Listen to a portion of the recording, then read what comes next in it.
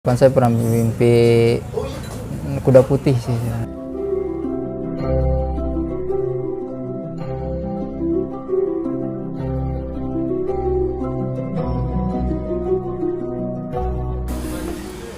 Assalamualaikum warahmatullahi wabarakatuh. Sampurasun, Mugia Rahayu, Sagung Dumadi. Salam damai seluruh alam. Alhamdulillah teman-teman, bertemu lagi dengan saya Raja Rahasia. Ini adalah tabir mimpi, di mana saya berusaha untuk menerjemahkan mimpi dari teman-teman yang kalau bisa datang langsung seperti yang di samping saya ini. Wah, nanti sabar ya, belum saya perkenalkan. Jadi ini adalah konsep terbaru, formatnya adalah ketemu langsung dengan saya. Jadi saya bisa melihat secara psikologis, mental, dan kejiwaan orang yang bermimpi, supaya arti mimpi bisa disesuaikan, dicocokkan dengan yang bermimpi. Karena tidak semua mimpi itu bunga tidur. Ada mimpi petunjuk, ada mimpi arahan. Kalau bunga tidur, kita tidak akan pernah hafal dengan alur mimpi kita. Tapi kalau yang ada petunjuk, walaupun sudah lewat 3 hari, lebih, bahkan jauh lebih lama, tapi masih hafal detail lengkap, itu merupakan petunjuk. Nah, kali ini saya sudah berada ini di kedai JNR tentunya, dan di samping saya sudah ada seorang laki-laki berkemeja kotak-kotak. Silakan Anda perkenalkan diri Anda langsung lah ya. Saya Ijong, biasa panggil Ijong. Ya, saya mau ngobrol-ngobrol lah. Ngobrol ya. Siap. Santai aja, Jong, santai.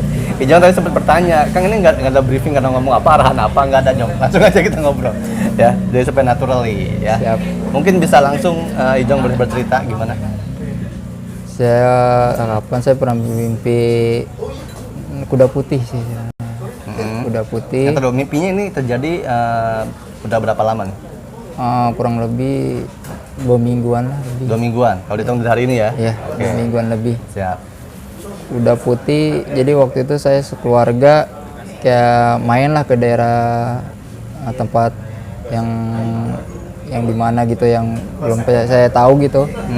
Terus di situ ada kuda, dan di situ kayak ada arahan gitu, misalkan kayak ada lubang gitu ya, misalkan ada air.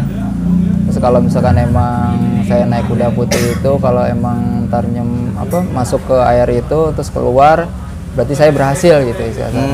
Berarti saya berhasil, masih tetap nunggangin kuda itu gitu istilahnya.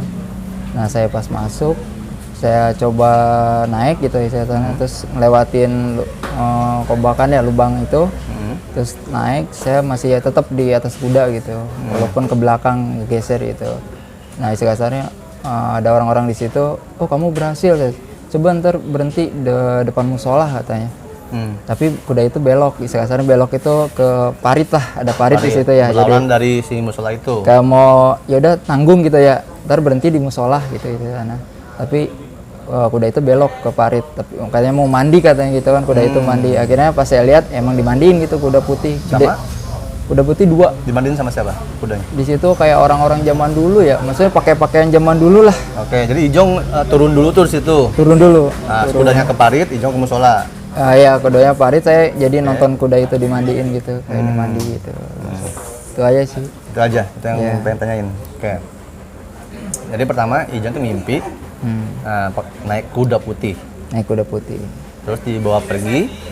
Ya. Ke sebuah kayak kubangan gitu. Kubangan air gitu, kayak danau lah ya. Ya, danau gitu. Terus bersama kuda itu masuk kuda ke dalam itu masuk ke dalam situ. Air muncul muncul lagi gitu guys. Kalau emang saya berbeda tempat dengan sebelumnya pas masuk. Enggak, sama. Tapi kalau misalkan kalau emang saya berhasil, saya tetap ada di atas kuda itu. Tapi kalau emang saya nggak berhasil, saya ya kuda doang gitu yang muncul, saya nggak ada gitu. Oke, terus ketika muncul lagi ternyata berhasil, tapi si kuda itu dia ke parit, Ijong di musola. Iya gitu. Ijong liatin si kuda dimandiin sama orang zaman dulu. Iya, zaman dulu. Oke, Bismillahirrahmanirrahim. Ini sebelum saya sampaikan apa yang mau disampaikan, Ijong seperti biasa ya, Ijong juga tahu kan ya, kalau nonton konten saya bahwa jangan telan mentah. Ini aja kan, masuk aja. Apa? In frame masuk kamera, set, asik. Gokil. Kopi tuh bro, kedai JNR. Buatan Mang siapa nih? Yang pakai masker juga kelihatan sama keluarganya, nggak apa-apa. Jong, nggak pesan Jong? Sini aja. Iya. Siap. Ada. Oke. Masuk berhasil keluar, tapi Ijong di situ di musola melihat kuda dimandiin sama orang zaman dulu. Iya, sebenarnya dikasih contoh dulu sebenarnya sebelum saya naik kuda itu dikasih contoh dulu tuh, lihat orang-orang itu. Kalau misalnya emang orang itu muncul dengan kuda itu dia berhasil, tapi kalau emang dia nggak muncul berarti dia gagal gitu. Oh, dan gitu. Ijong berhasil. Nah, akhirnya saya nyoba, akhirnya saya berhasil. Alhamdulillah berhasil. Baik. Tabir mimpinya yang perlu diungkapkan di sini adalah, nah kalau gini teman-teman enakan, jadi saya bisa melihat raut wajahnya Ijong, tatapan matanya, intonasi berbicara, gitu kan? Itu kan mempengaruhi secara psikologis, kejiwaan dan mentalnya seperti apa. Nah, ini akan saya jawab secara intinya aja, ya. Yang penting intinya dapat sama Ijong. Jadi di mimpi ini pesan petunjuknya buat Ijong adalah arahan. Ini dua minggu ya?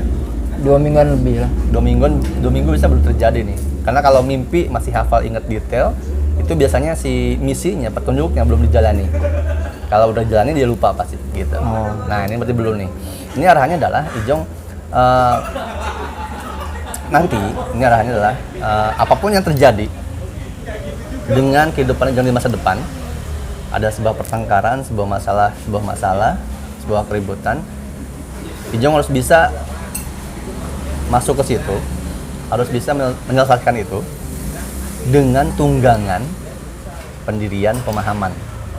Kuda itu simbolisasi ketangguhan, kemantapan diri. Itu putih ya bersih. Jadi pemahaman pemikirannya harus bersih, harus lurus. Makanya kuda putih. Gitu. Lihat tuh orang yang dulu kayak gitu, bisa nggak ikutin kayak gitu kan? Gitu. Nah itu harus mencontoh kembali, napak tilas ngikutin arah leluhur zaman dulu, apa yang dia perbuat, apa yang dilakukan. Gitu, untuk membawa Ijong kepada keluarnya dari suatu problematika yang membimbing Ijong tuh harus berhasil.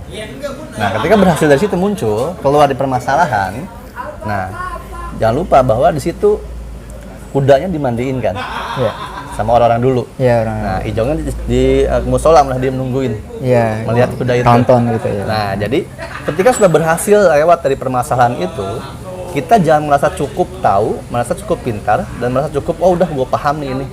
Tetap si pemahaman ini harus diolah lagi terus, ditingkatin, dikembangin. Itulah kenapa dimandiin. Gitu. Itu simbolnya dimandiin kudanya itu di pemahaman, pemikiran, ilmu, wawasan kita harus terus digali, dikembangkan, harus terus dinamis.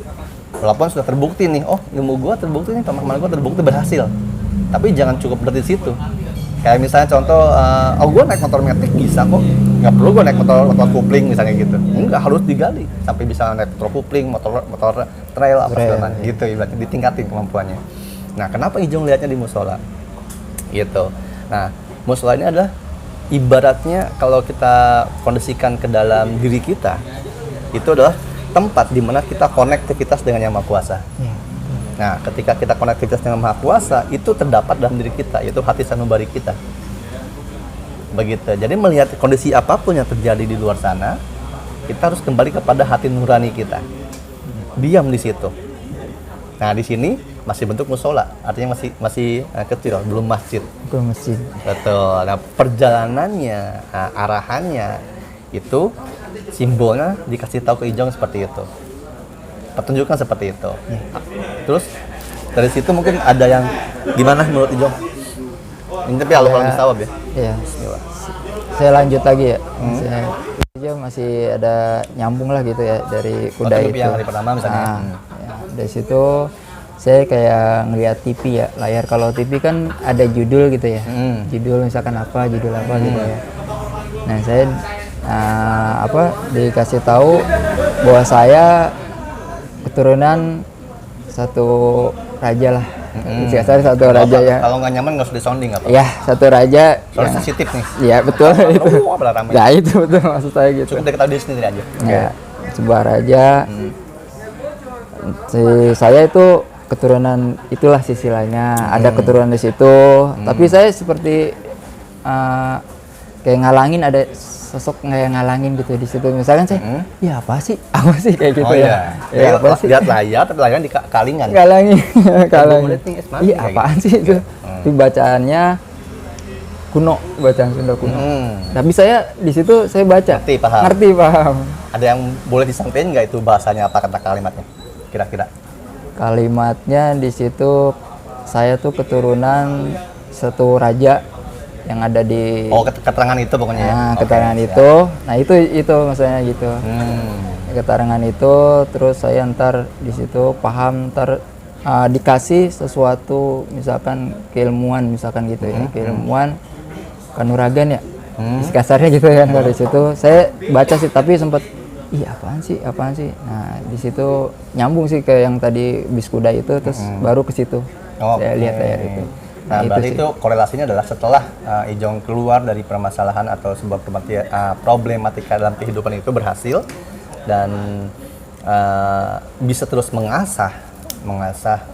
meningkatkan kemampuan diri, pemahaman, keilmuan dan wawasannya Ijong, maka Ijong akan dituntun untuk mengetahui arah jalannya, diperlihatkan. Simbolnya itu TV, ya kan, layar. Iya, layar. Itu adalah satu skema segmen di satu episode kehidupan yang sebenarnya itu udah ada hadir tuh, cuman masih kealingan. Tapi dalam kealingan itu masih bisa kelihatan beberapa kata-kata. Ada gitu. Nah, ini yang membuat terhalangnya apa? Mohon maaf nih ya, kalau misalnya salah, jawab salah aja. Kalau nggak berkenan di hati Ijong, wah bilang aja ya. Siap. Yang membuat Ijong kehalingan ini adalah karena, mohon maaf, Ijong jarang ziarah dan sowan ke makam-makam. Betul sih, tapi kalau seminggu-minggu ini saya baru minggu ini ya. Baru minggu ini saya alhamdulillah. Saya sering ke Bogor. Bogor ya. Siap. Itu dilanjutkan aja dan artinya begini. Ketika kita menziarahi sebuah makam, itu sebenarnya kan yang pertama kita muhasabah diri, artinya tadabur bahwa kita pun akan meninggal. Tapi meninggal kita seperti apa? Meninggalkan baik atau buruk. Seperti misalnya makam para wali, makam para raja sebelumnya, kenapa masih terus didatangin? Karena kebaikannya itu yang ditinggalkan, akhirnya masih didatangin. Nah, karena kan Rasulullah SAW juga bilang bahwa zikir atau mengingat Allah yang terbaik adalah mengingat kematian.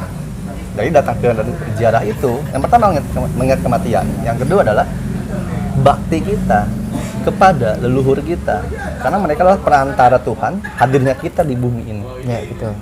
Ketika seorang keturunan melupakan leluhurnya siapa, bahkan tidak pernah sama sekali mendoakannya, maka itulah sebenarnya siksa-siksa kubur yang lebih menyiksa dari apapun. Gitu, mereka kesepian karena yang meninggal itu tidak meninggal sebenarnya meninggal, hanya beda alam, pindah alam. Ketika mereka tidak disinggahi pusaranya atau makamnya, tidak didoakan oleh anak cucu keturunannya, maka itu akan sangat sakit sekali ibaratnya gitu. Nah, insya Allah kalau sudah mulai sejarah Ijong segala macam, nanti si yang ngalingin itu akan hilang, kebuka. Tapi alhamdulillah sih setelah mimpi itu tuh ada beberapa seperti jalan cerita sih sebenarnya, kayak bersambung terus terus kasih tahu terus ini tuh lagi ini ya. Nah gitu betul. Ntar kayak misalkan di media sosial atau apa, saya ternyata ini saya ketemu sosok misalkan gitu ya. Saya sosok kali ya kalau dia mimpi ya. Saya sosok, saya nggak tahu nama itu, saya ada yang bilang bahwa itu tuh si itu misalkan gitu ya. Terus ngecek tuh di medsos. Saya ngecek di Google lah ya gitu. Ternyata benar. Cari ada nih. Ternyata dia wujudnya namanya wujudnya sama sisilanya ternyata ini gitu. Siap. Nah, itu kan beberapa kasus orang yang ditunjukkan seperti itu memang sudah waktunya untuk diketahui. Tapi ingat, ketika kita mengejar atau mengetahui, dikasih jawaban tentang mimpi, apalagi berkaitan dengan silsilah leluhur segala macam, ada yang cukup kita ketahui sebagai pribadi, ya kan? Ada yang boleh di-share ke orang-orang. Yang di-share itu apanya? Yang di-share itu adalah hasil dari olah pikir, olah rasa kita. Gitu. Kayak orang terlalu banyak memperdebatkan kebenaran. Nah, ini yang benar, itu yang benar, itu yang benar. Ini betul. Gitu. Padahal kan kebenaran itu luas. Padahal hasilnya yang kita perlukan itu hasilnya. Contoh misalnya nih, yang bikin kopi, yang dekat ada kopi. Kata yang bikin kopi, ini udah benar gua adukannya nih. Adukannya ke kiri, nggak ke kanan. Motornya 3 kali, segala macam, kopi tubruk dan segala macam. Udah benar tuh. Nah, tapi kalau mereka berhenti pada debat, bartender semua debat. Enggak, menurut gua ngaduk kopi itu dari kanan dulu. Enggak, kalau gua dari atas. Gua boleh ini. Yang terbaik apa? Bukan kebenaran itu, tapi bikin kopinya. Ya kan? Jadi kopinya, gua minum kan? Enak. Nah, hasil kebenaran itu yang harusnya kita share ke orang. Jadi hasilnya, bukan kebenarannya. oke lu bener, hasil kebenaran lu apa manfaatnya untuk orang lain? Kalau saya sih, Gitu.